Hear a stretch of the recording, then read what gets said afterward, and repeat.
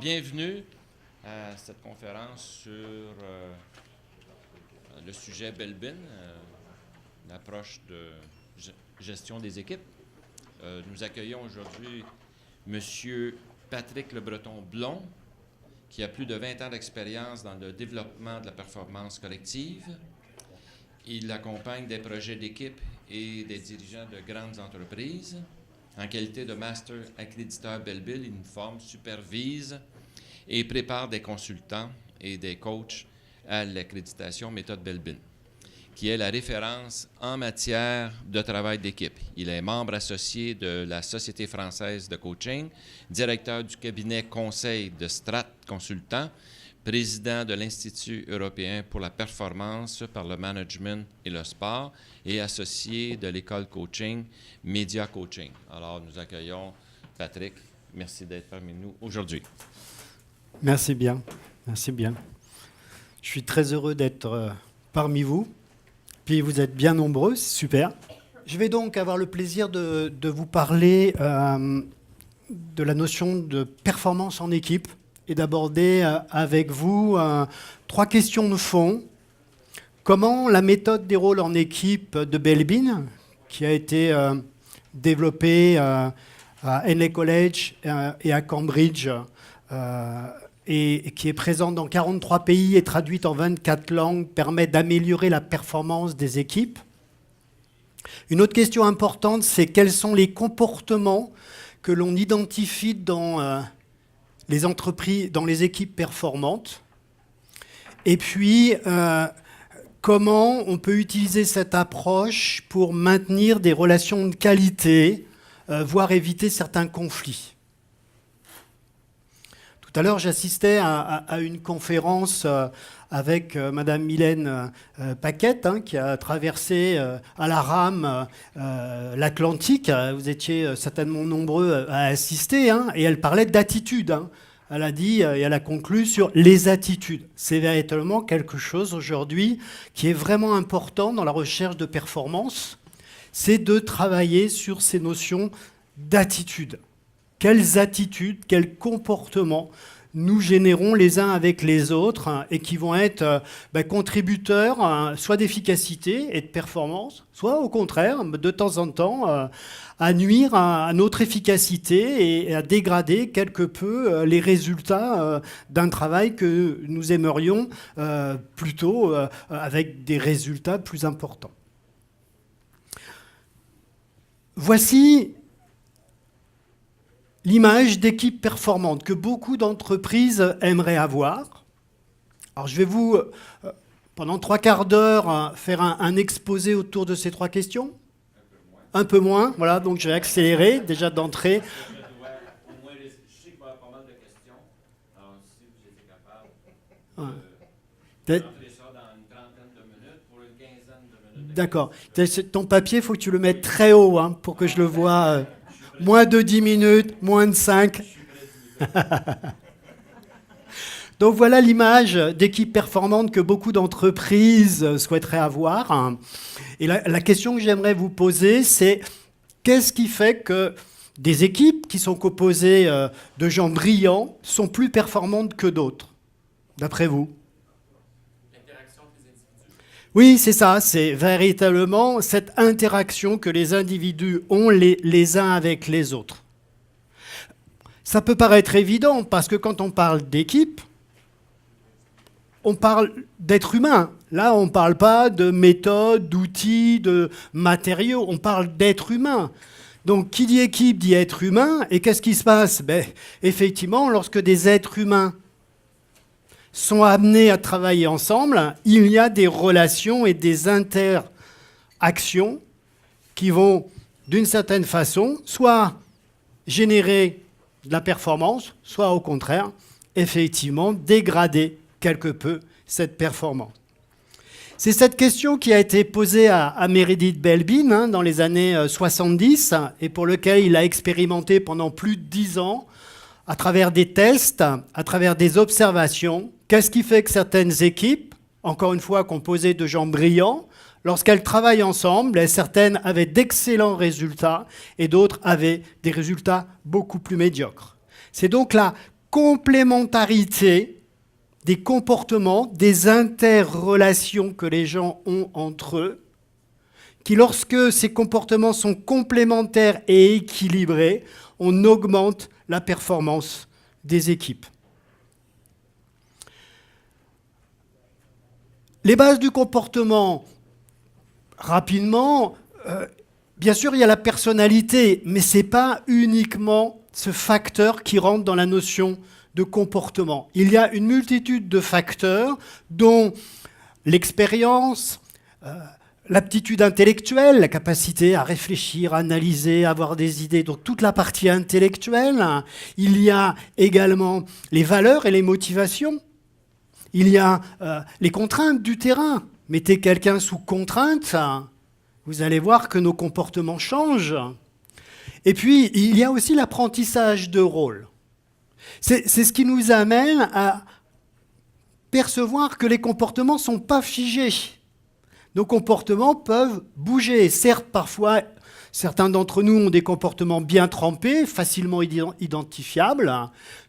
D'autres, un peu plus flexibles et sont capables d'utiliser plusieurs cordes à leurs arcs, donc d'être capables d'adapter leur comportement. Mais dans tous les cas, c'est quelque chose qui va être capable d'être mouvant, d'être en dynamique, plutôt que figé par rapport à une personnalité qui, elle, correspond plus à un individu, à son histoire, et quelque chose de plus stable.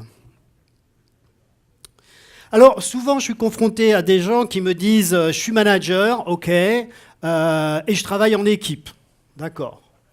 Et puis quand je les écoute, je me rends compte assez facilement qu'ils ont une approche de l'équipe par l'organisation. J'ai une équipe parce qu'on m'a rattaché sur mon organigramme 10 personnes, mais chacun travaille dans son coin et moi je suis leur chef.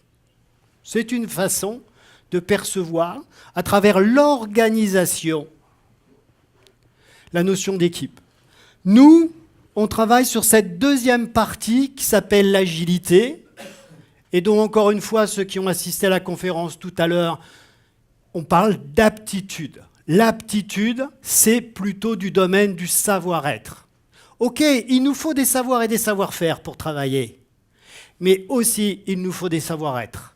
Et c'est sur cette partie-là qu'on va trouver la performance en équipe. C'est pour ça qu'on dit des gens tous brillants, savoir, savoir-faire, mais pourquoi ils ont des bons ou des mauvais résultats? Parce que certains développent des savoir-être qui vont être générateurs de performance. Dans cette dimension du savoir-être, on retrouve bien sûr les relations et les gens, alors que de l'autre côté, on retrouve plutôt l'organisation, la structure, les outils, les méthodes. De l'autre côté, on retrouve une adaptabilité de chacun d'entre nous, qui sommes des gens qui sont dans une dynamique, dans un mouvement. À l'autre côté, on a des procédures plutôt figées. On est plutôt tourné problème, on est plutôt tourné solution lorsqu'on est confronté à cette dynamique collective. Pour vous parler de quelques expériences, un jour, j'étais confronté à une équipe, la voilà, et je leur ai dit, on va faire un exercice très simple, que vous pouvez d'ailleurs reproduire chez vous. On va faire 2 groupes, on va mettre une corde, et puis que le meilleur gagne, tout le monde tire à la corde. Quand vous observez cet exercice, vous savez, dans un premier temps, qu'on peut mesurer la force que chacun exerce sur une corde. Ça, c'est facile. On vous met à une corde avec, je dirais, on étalonne, on vous demande de tirer, on perçoit que vous faites une force de 50 kg sur cette corde. Pour la simplicité de l'exercice, imaginons qu'il y ait 5 personnes qui aient une force de 50 kg. Quelle est la force totale que l'on exerce sur la corde ? 250. Alors, dans le modèle hiérarchique, oui, 250, c'est ce qu'on appelle Yaka-Foucault. On a des gens qui savent et qui savent faire, ça doit bien se passer. Sauf que dans la vraie vie, là-bas, ça ne se passe pas du tout comme ça. Dans la vraie vie, lorsque le premier, oui, il faut y aller, il faut se dépêcher, il met toute la pression sur la corde, il met les 50, mais dans sa précipitation, comme il porte très peu d'intérêt aux autres, il marche sur le second. Et quand vous vous faites marcher sur les pieds, vous ne pouvez plus mettre 50. Vous mettez que 40. Puis, il y en a un qui a besoin de proposer des idées. Et comme on ne s'intéresse pas à lui, il n'est pas motivé. Comme on peut pas, comme il ne peut pas donner ses idées, eh bien il perd sa motivation, il ne met plus que 30. Et puis, le troisième que vous voyez sur cette image, lui, il aime bien de savoir comment on fait. Donc si on n'a pas défini qui, quoi, quand, comment et à quel délai, eh bien il ne se sent pas à l'aise pour faire un travail. Quant au dernier, lui, il a besoin d'avoir entendu le top départ. Il a besoin d'avoir un chef.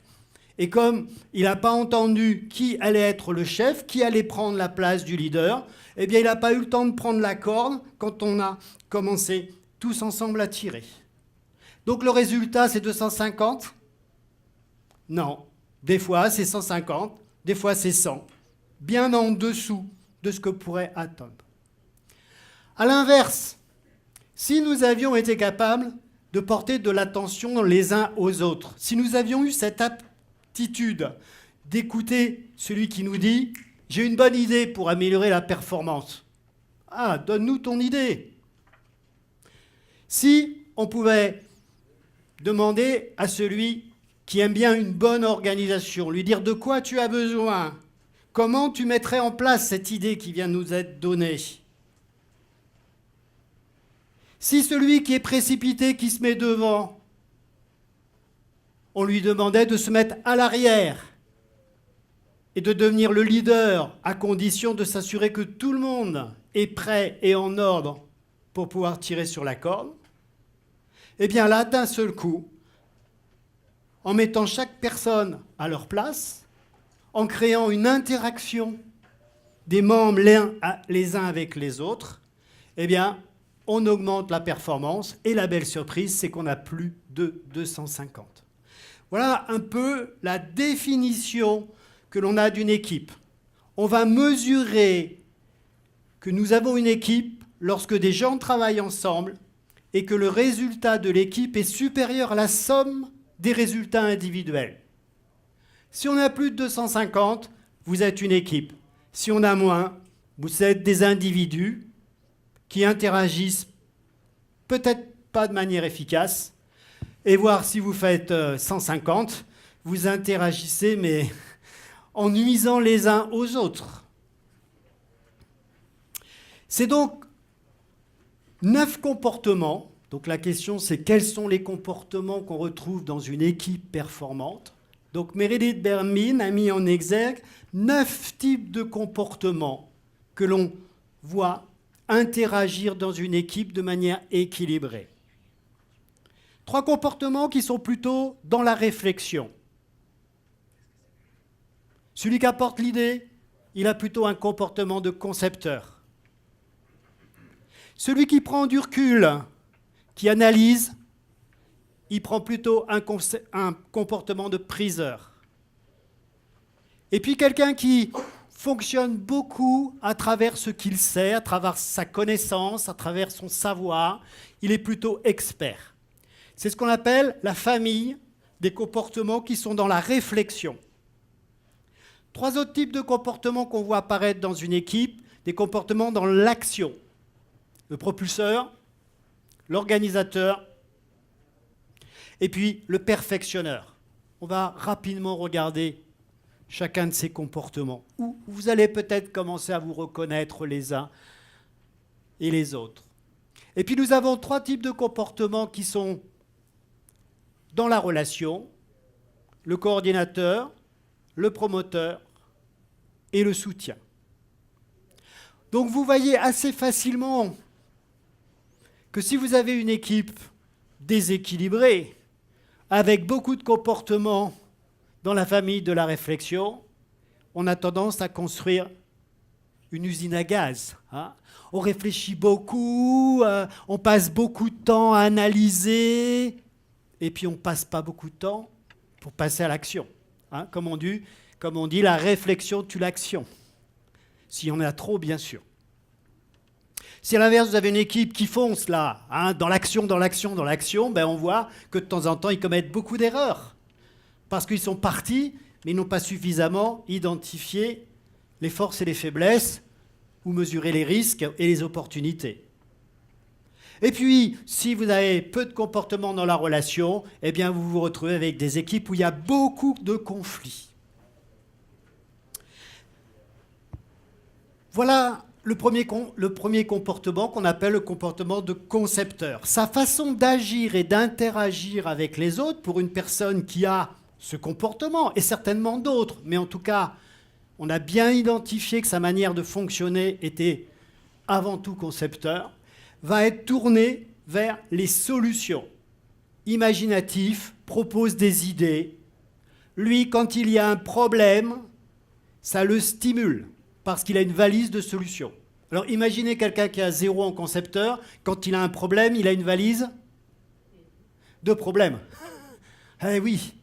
Donc vous avez plutôt intérêt à arriver avec un problème et trouver un concepteur, que si vous arrivez avec un problème et que vous le mettez à quelqu'un qui a 0 en concepteur, vous risquez de le voir arriver quelques jours plus tard avec une valise de problèmes. Son point de vigilance, parce qu'il y a toujours un point de vigilance à une force, c'est qu'il peut être dans le global. Alors les détails, ça ne l'intéresse pas. Et puis, ce n'est pas toujours un très bon communicant. Il est un peu dans sa bulle. Quel est l'état émotionnel qu'on trouve chez un concepteur? Ah oui, les émotions, hein. On parle de motivation dans les émotions. Il jubile, il est très excité lorsqu'il s'agit d'aborder une problématique ou un projet.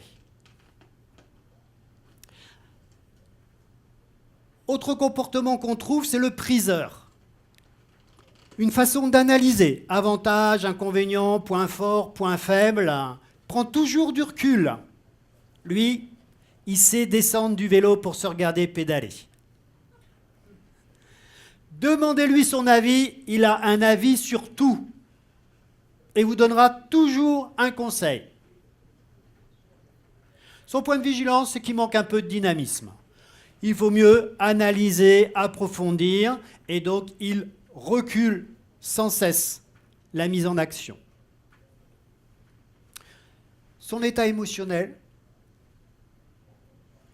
vous le verrez, si vous lui soumettez un projet, un sujet, et que vous voyez commencer à se dandiner de droite à gauche, c'est qu'il ne le sent pas, et vous donnera une opinion assez négative sur ce que vous lui avez mis sous le nez. A l'inverse, s'il est bien stable, bien aligné, là, vous dites ce que je lui ai mis, il me donne plutôt un avis positif. L'expert. L'expert, dans sa façon d'agir et d'interagir avec les autres, c'est d'apporter de la connaissance. L'expert, dans sa façon d'agir, il aime savoir et savoir-faire. Un peu moins à l'aise avec le savoir-être. Son point de vigilance, c'est qu'il s'isole. Oh là, ces histoires de relations, d'aptitude. Moi, je suis un spécialiste du béton 22, 3, 4, 5.B. Vous m'appellerez quand vous aurez besoin d'une histoire de béton. Je vais approfondir mes recherches sur ce sujet. Mais quand vous avez besoin d'une source de connaissances, il est là, dans l'équipe.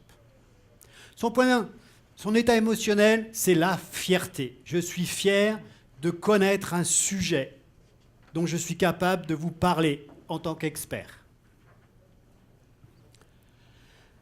On rentre dans les rôles qui sont côté action. L'organisateur, il transforme les idées en action. Son mode de fonctionnement, c'est quoi, qui, quand, comment, dans quel délai, à quel coût. J'allais vous dire, tant mieux, elle n'est pas là. Venez à la maison, on est à 0 en organisateur. Ça veut dire que quand vous ouvrez le tiroir avec les cuillères, les fourchettes, nous, on verse tout en vrac, on secoue pour que ça rentre. Lui, l'organisateur, il aura bien tout rangé et tout bien calé. Il a beaucoup de rigueur. Son point de vigilance, comme il a beaucoup de rigueur, c'est qu'il résiste au changement. Ah non, j'ai mis tout ça en place, la méthode, tout est bien calé et vous me demandez de changer, je vais résister. Il est quelque peu conservateur. Son état émotionnel, et ça chez les entrepreneurs c'est important, c'est solide. Il ressent de la solidité. Hein. Là, il y a des fondations, il a les pieds qui touchent bien par terre. C'est sérieux. Le propulseur, objectif, résultat, avançons. Vous avez là un comportement de leader. Il fonce, il veut du résultat, il relève des challenges et il surmonte les obstacles. Même pas peur de traverser l'Atlantique. Point de vigilance, de temps en temps, il peut être quelque peu blessant. Plus attentif aux résultats qu'aux gens. État émotionnel, énormément d'énergie et de dynamique. Un autre comportement que vous verrez apparaître dans les familles de l'action, c'est le perfectionneur. Le perfectionneur, vous pouvez compter sur lui, il a une grande fiabilité. Il aime un travail bien fait. Ce qu'il veut, c'est faire les choses. J'aime faire les choses et qu'elles soient de qualité. Son point de vigilance, c'est que de temps en temps, il est anormalement inquiet. Et si j'avais pas assez de temps pour ce qu'on me demande? Et si j'avais pas la possibilité d'approfondir mon travail? Et si on me reconnaissait pas pour ce que je sais bien faire? Donc vous l'avez compris, son état émotionnel, c'est quelque peu l'inquiétude. Dans la famille, des comportements tournés vers la relation, nous avons là encore un leader, le coordinateur.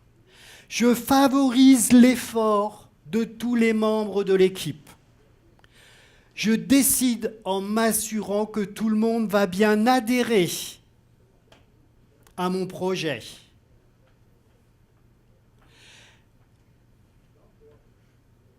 Son point de vigilance, c'est que de temps en temps, il est tellement bon en communication, il sait tellement bien utiliser les qualités des uns et des autres qu'il pourrait bien être un peu manipulateur.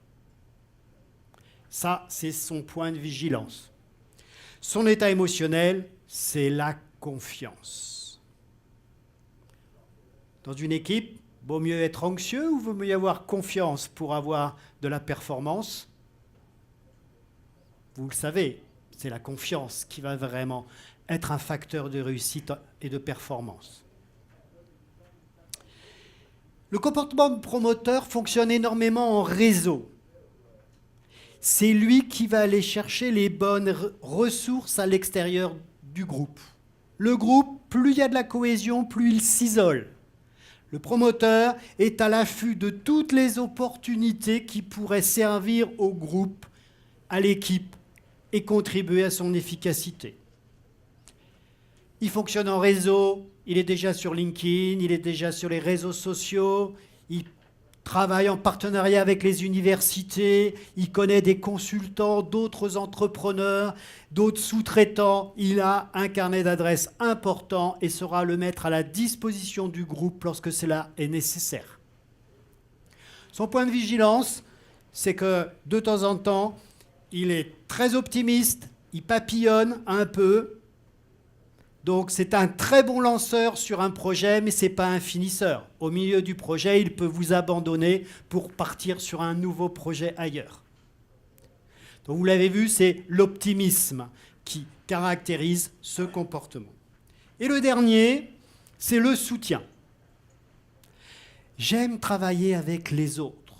Sens de l'écoute, de l'attention, de s'assurer que tout le monde va bien, tout le monde contribue à une bonne ambiance dans cette équipe pour que nous puissions être efficaces. Il aime travailler avec les autres, c'est un excellent équipier. Vous pouvez compter sur lui. Son point de vigilance, c'est qu'il est un peu indécis. Il n'aime pas les conflits, donc il est souvent d'accord avec le dernier qui a parlé.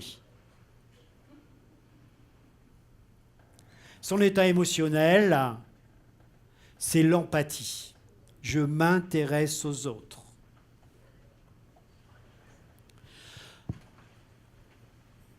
Voilà les 9 comportements. Maintenant, la vraie question, c'est qu'est-ce qu'on fait pour construire une équipe performante ? La première chose à faire, c'est de s'assurer que nous nous connaissons. Est-ce que vous vous connaissez ? Est-ce que vous sauriez répondre à la question quels sont les 2-3 comportements qui vous caractérisent le plus quand vous êtes en relation avec les autres ? Et quel est le dernier où vous êtes le moins à l'aise ? Et est-ce que vous l'avez repéré et que vous allez chercher chez l'autre ce talent que vous n'avez pas, ou au contraire, vous n'aimez pas les gens qui ont ce talent et qui vous gênent finalement ? Je ne suis pas organisateur, j'ai horreur des gens qui structurent, qui ont besoin de savoir quand, comment, dans quel délai. Alors qu'au contraire, c'est la meilleure personne qui va m'apporter le plus de valeur ajoutée dans la coopération.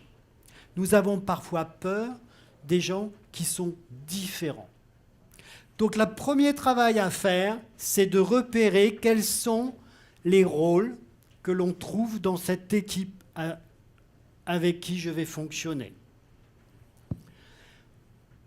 Pour cela, la méthode Belbin, à travers des questionnaires, nous permet d'avoir un test qui nous donne en tout cas une indication sur les tendances de nos comportements dans une équipe, tendances des comportements préférés, des comportements potentiels ou des comportements à éviter. Voilà un exemple de profil, un extrait d'un rapport, d'un profil, où une personne a répondu au questionnaire et on voit qu'elle a vraiment un talent de priseur, c'est-à-dire quand elle interagit avec les autres, elle joue vraiment ce comportement où elle analyse, où elle réfléchit, où elle peut être un très bon conseil, où elle prend bien du recul sur les situations. C'est quelqu'un sans aucun doute qui analyse bien les risques comme les opportunités, le bon analyste. Elle a aussi 2 autres comportements qui sont très utiles et sur lesquels elle est très à l'aise. Un comportement de soutien, donc c'est un bon équipier. Elle aime travailler avec les autres, a un bon sens d'écoute et d'empathie. Et puis, c'est aussi quelqu'un qui a un comportement d'organisateur. Vous pouvez lui demander d'organiser, de structurer un plan, une action. Elle a une attention pour proposer des méthodes et des outils. Par contre, ne lui demandez pas d'apporter des idées. C'est certainement pas quelque chose qui la caractérise. Si vous lui demandez de trouver des réponses à des problèmes, vous lui demandez de donner quelque chose qu'elle n'a pas. Et là, l'inefficacité va être au rendez-vous. De la même façon, si vous lui demandez de rentrer dans le détail et de faire un travail approfondi avec beaucoup d'exigences, c'est certainement pas une de ses qualités. Là encore, vous pourriez lui demander quelque chose qu'elle ne peut pas vous donner. À l'inverse, si vous allez chercher chez elle un avis, une analyse, une prise de recul, là, vous pourriez avoir une grande motivation et beaucoup d'efficacité. Il est possible aussi de demander aux autres quelle image ils ont de vous. Si je me connais, c'est déjà un bon signe, mais en plus, est-ce que les autres dans l'équipe me reconnaissent ? Et on peut voir comme ça que moi, je me reconnais comme quelqu'un qui est propulseur et les observateurs me renvoient également que je suis, dans ma façon d'agir avec les autres, souvent sur un talent de propulseur. Peut-être qu'il y a un petit écart sur le priseur, mais globalement, les observateurs me reconnaissent comme tel. Donc on peut aussi avoir un retour sur l'image que les autres ont de moi, ce qui va nécessairement améliorer ma connaissance. En deuxième point, maintenant, que je me connais et que je suis reconnu par les autres, quels sont les rôles qui peuvent être surreprésentés et les rôles sous-représentés.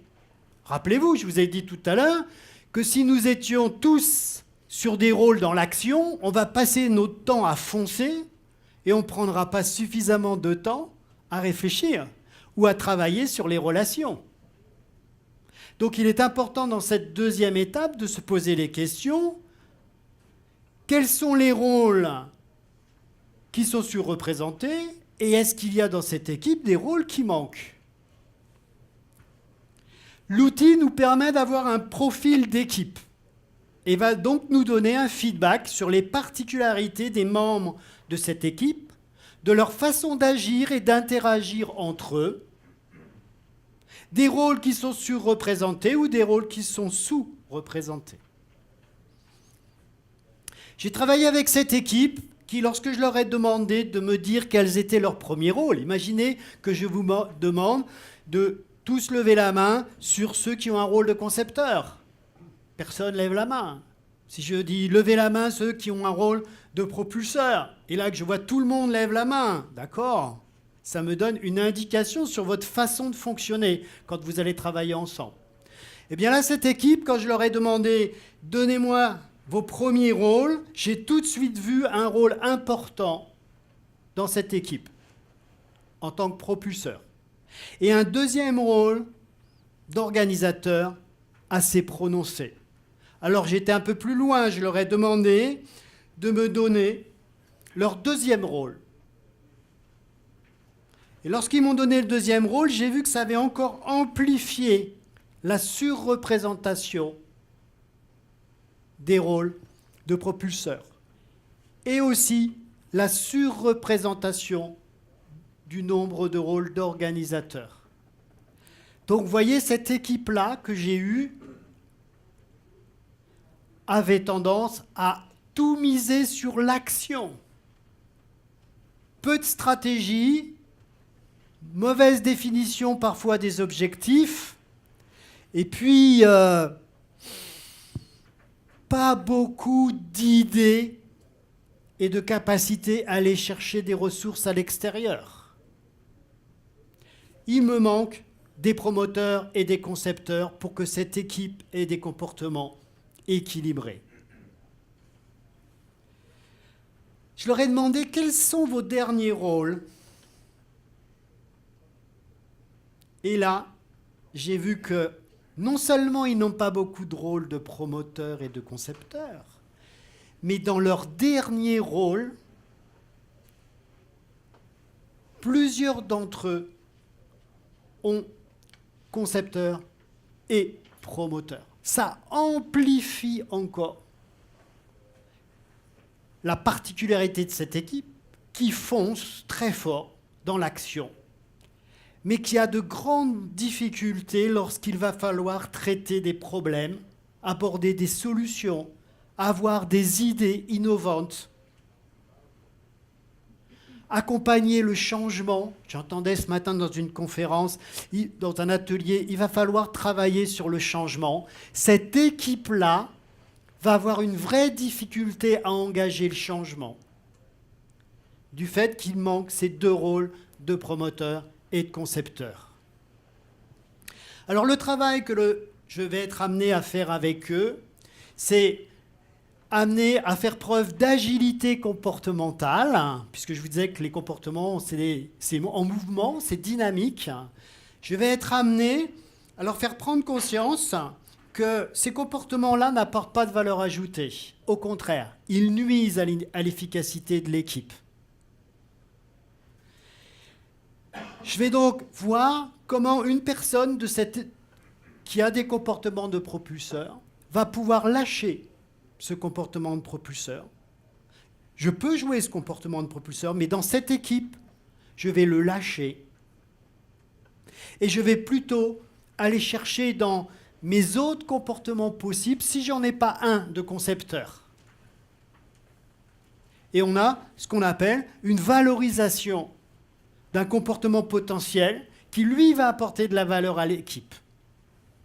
De la même façon, je vais demander à ces membres d'équipe qui ont des talents de propulseurs s'ils n'ont pas de promoteur? Et il y en a un qui m'a dit, moi, dans mon 3e rôle, j'ai un talent de promoteur. Eh bien, c'est celui-ci que tu dois apporter à l'équipe pour générer de la performance. Et voilà comment on va petit à petit rééquilibrer l'équipe en allégeant les comportements surreprésentés qui la déséquilibrent et en les amenant à valoriser un comportement qui manque dans l'équipe. Voilà comment nous constituons des équipes performantes, soit lorsqu'on part de zéro, soit au contraire, dans cet exemple-là, quand nous avons une équipe qui nous a été attribuée et pour laquelle nous allons voir comment la rendre plus performante dans sa façon de travailler ensemble. Ce premier travail, c'est les rôles, c'est la complémentarité de rôles, mais nous avons quand même un prérequis, et je pense que c'est important pour vous, c'est l'objectif commun.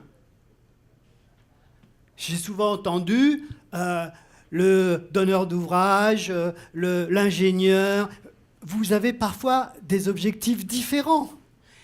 Le travail en équipe nécessite de trouver le moyen d'aller chercher un objectif commun. C'est un des fondamentaux du travail en équipe.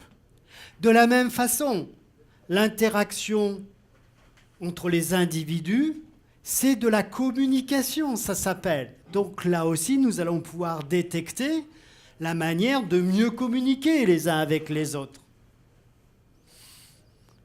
Vous avez entendu que si je dis « Oh, bah, vous savez, ça va jamais marcher, ça. Oh, vous savez, là, les peintres, ils sont tous mauvais. » Ma communication, elle ne contribue pas à générer de l'efficacité et de la performance collective. Donc la formulation positive va être un vrai facteur de réussite.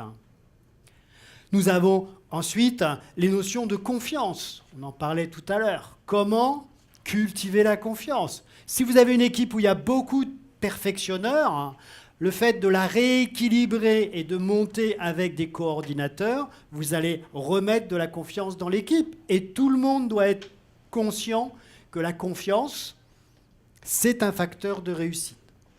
Et le dernier point qu'on mettra en exergue, c'est ce qu'on appelle l'interactivité du leadership. On tend à faire en sorte de prendre en compte que chacun apporte de la valeur. Et éviter de penser qu'il y en a un qui est plus fort que les autres et de rentrer dans une espèce de jeu hiérarchique où il y a les forts et il y a les plus faibles, ou dans une relation qu'on appelle les bons et les mauvais, ou, encore une fois, qui a raison, qui a tort. Troisième question fondamentale, comment cette méthode permet d'instaurer des relations de qualité les uns avec les autres? Vous avez eu quand même un peu déjà des réponses. Et vous avez aussi comment éviter certains conflits. Si je n'ai pas compris que mon dernier rôle, c'est organisateur, et que organisateur, c'est un talent que je n'ai pas, et que je cherche à combattre les organisateurs, c'est que j'ai un problème. Je n'ai pas compris que ce que je ne suis pas, ce que je ne comprends pas, ce qui n'est pas mon mode de fonctionnement, c'est une chose. Mais la diversité et la complémentarité, c'en est une autre. Et quelqu'un qui a le talent que je n'ai pas, ça doit être un allié et pas un ennemi. Alors nous avons la possibilité, dans une équipe par exemple, de regarder comment deux personnes fonctionnent entre elles. J'ai été amené par exemple à travailler... Ah, j'ai oublié ça. C'est une façon de vous faire comprendre quelque chose. Je vais juste vous demander de me dire dans quel sens tourne-t-elle. Ceux qui pensent qu'elle tourne dans le sens des aiguilles d'une montre. Levez la main. OK. Quels sont ceux qui pensent qu'elle tourne dans le sens contraire? 1, 2, 3, 4, 5. Qu'est-ce que vous pensez, ceux qui la voient tourner dans un sens, quand vous voyez votre voisin qui vous dit qu'elle tourne dans le sens contraire? Qu'en pensez-vous? Je vais lui expliquer pourquoi. Vous voyez ce que je disais tout à l'heure? La relation de qui a raison, qui a tort. Et s'il avait raison, pourquoi il le voit? Vous lui demanderiez. Déjà, on est plus dans le soutien. Je m'intéresse à l'autre, je n'essaye pas d'aller le convaincre pour lui dire « tu as certainement tort, je vais t'expliquer que moi, je sais ce qui se passe ». Vous voyez le changement de comportement? Les deux sont tout à fait respectables, hein. Mais si vous travaillez tous les deux, vous allez voir que vous apportez de la richesse à vos réflexions. Parfait, c'est parfait. Si vous êtes là, c'est que vous devez être complémentaires, sinon vous auriez choisi des conférences différentes. Ok, regardez bien, hein. Regardez bien une deuxième fois.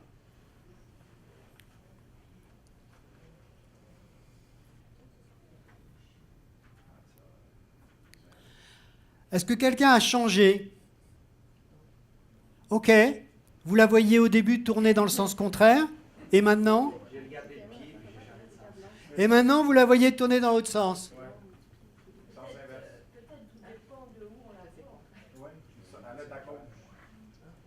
Ok. Ok.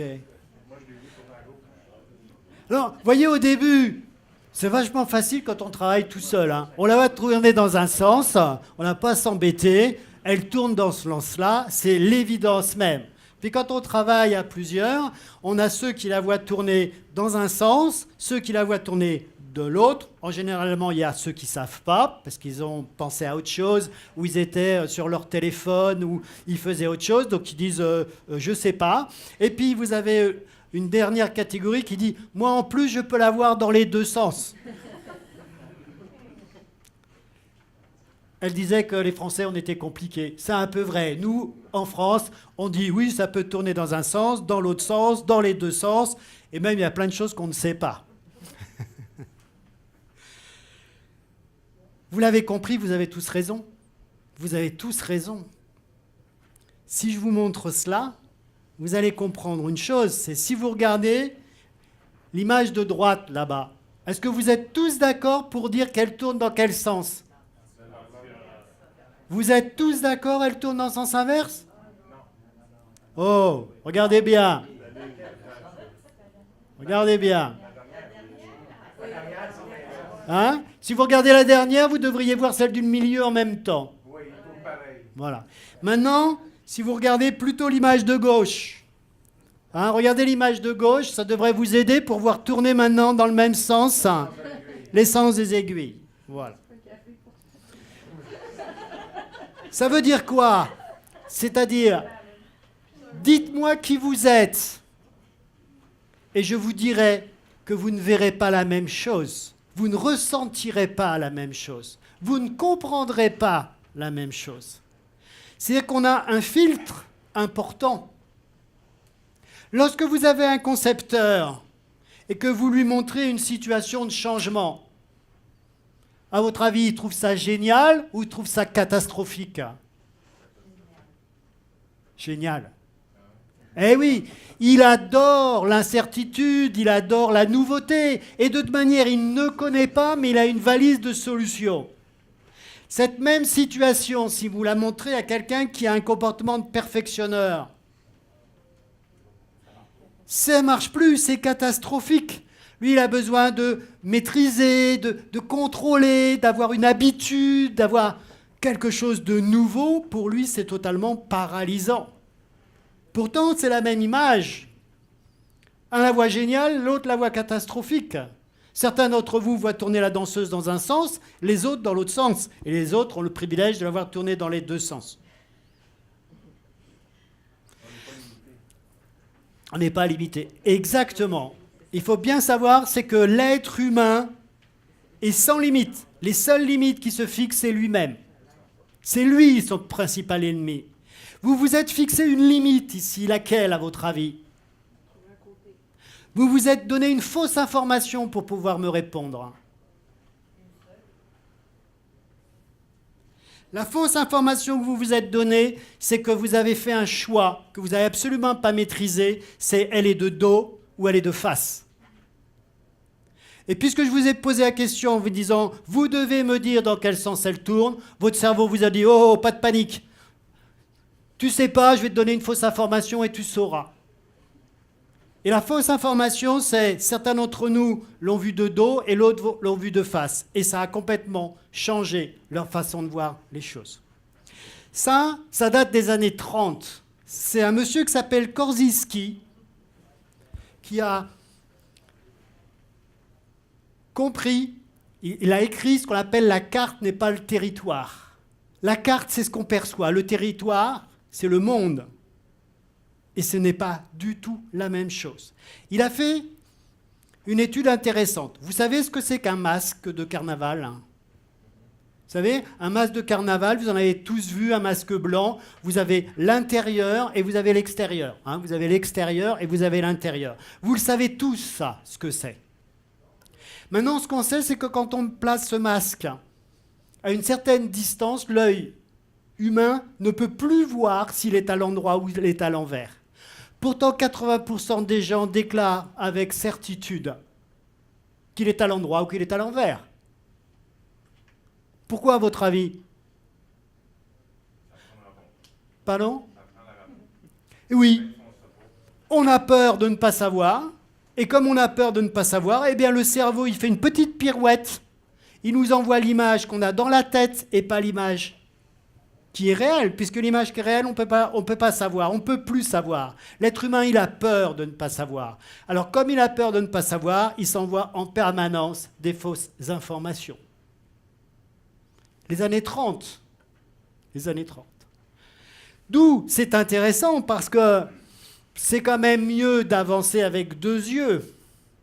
Et quand on est à plusieurs, on a la capacité d'avoir plusieurs informations. Mais surtout, ce qui est important, c'est que quand l'autre voit quelque chose que l'on ne voit pas, c'est d'en tenir compte, pas de croire que c'est un fou.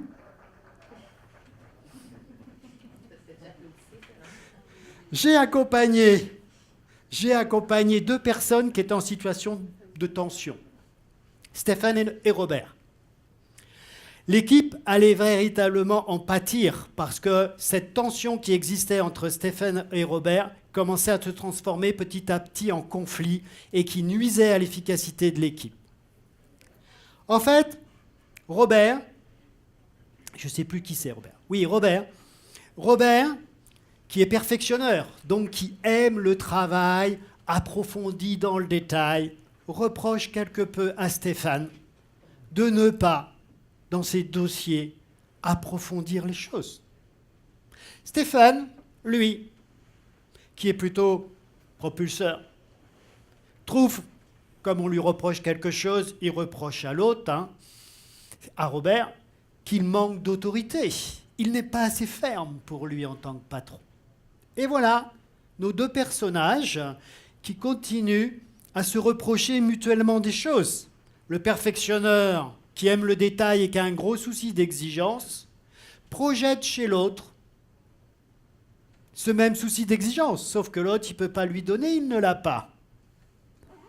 Et l'autre, qui a une grande capacité à faire preuve de fermeté et à être affirmé dans ses propos, eh bien, projette ce côté propulseur chez l'autre et lui reproche de manquer d'affirmation. Sauf qu'il ne peut pas lui donner, il ne l'a pas. Lorsque j'ai travaillé avec eux, déjà en se connaissant mieux, ils ont pris connaissance de leurs différences. Ils ont pris conscience que ce n'est pas parce qu'ils voyaient tourner la danseuse dans un sens, qu'en voulant absolument que l'autre le voie, ça ne changeait rien. Il fallait au contraire accepter la différence et que l'autre la voie tourner dans l'autre sens. Comme ils étaient tous les 2 concepteurs, ils étaient prêts à rechercher des solutions. Et rapidement, ils ont accepté mon aide et ils ont accepté de prendre comme solution qu'ils étaient tous les 2 différents. Comme on avait chez Robert du soutien, il a tout de suite proposé de donner son aide pour aider Stéphane à approfondir son travail. Et Stéphane, lui, en contrepartie, a dit qu'il pouvait être consulté à tout moment lorsqu'il y avait besoin d'affirmer les choses ou lorsqu'il avait besoin d'un petit peu plus d'autorité. Et de ce fait, ils se sont mis à coopérer plutôt qu'à générer des conflits entre eux.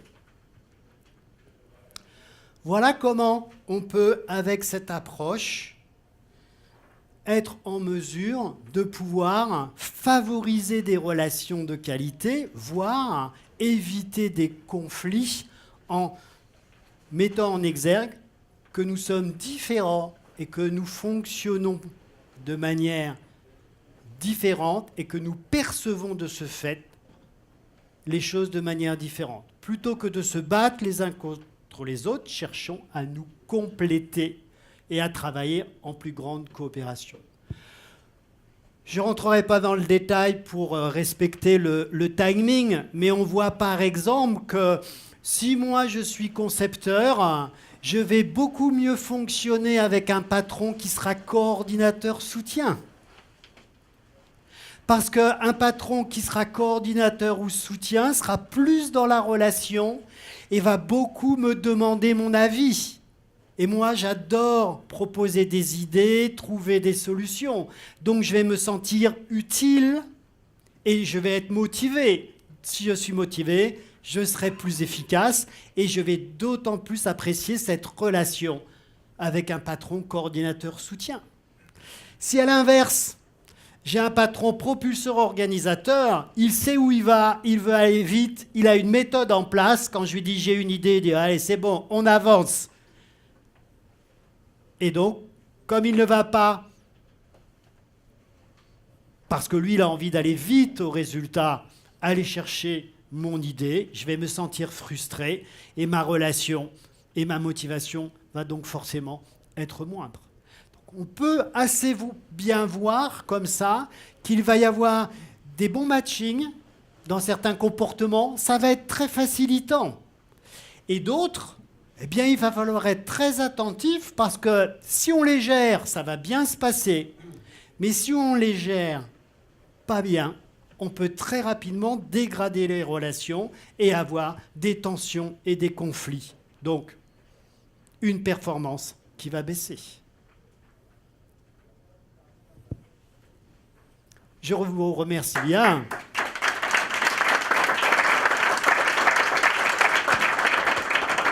Vous avez des questions pour Patrick?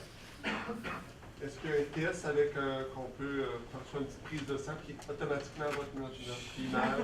Oui, vous avez effectivement, avec la méthode BLBIN, un questionnaire que vous remplissez en ligne et qui va vous donner le profil d'autoperception et un autre questionnaire que vous pouvez envoyer à des observateurs et qui vous permettra d'avoir votre image comparée à ceux qu'ont les observateurs, plus des rapports pour optimiser son potentiel, etc., etc.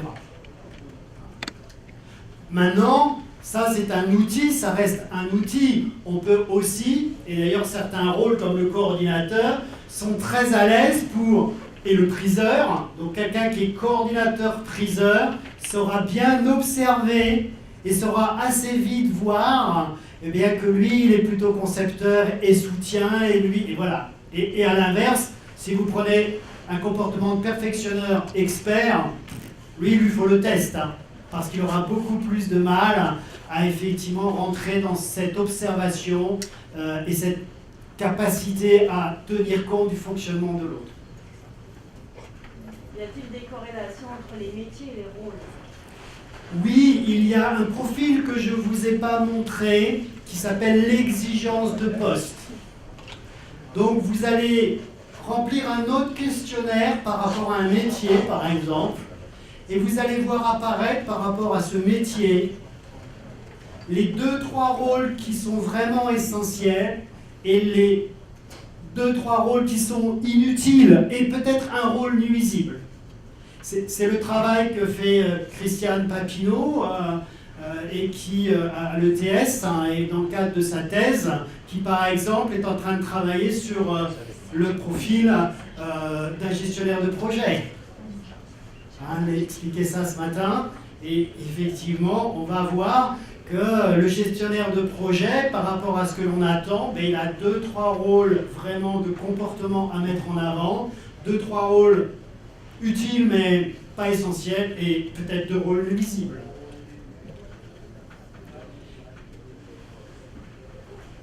Est-ce qu'il y a d'autres questions? Merci infiniment. Merci à vous.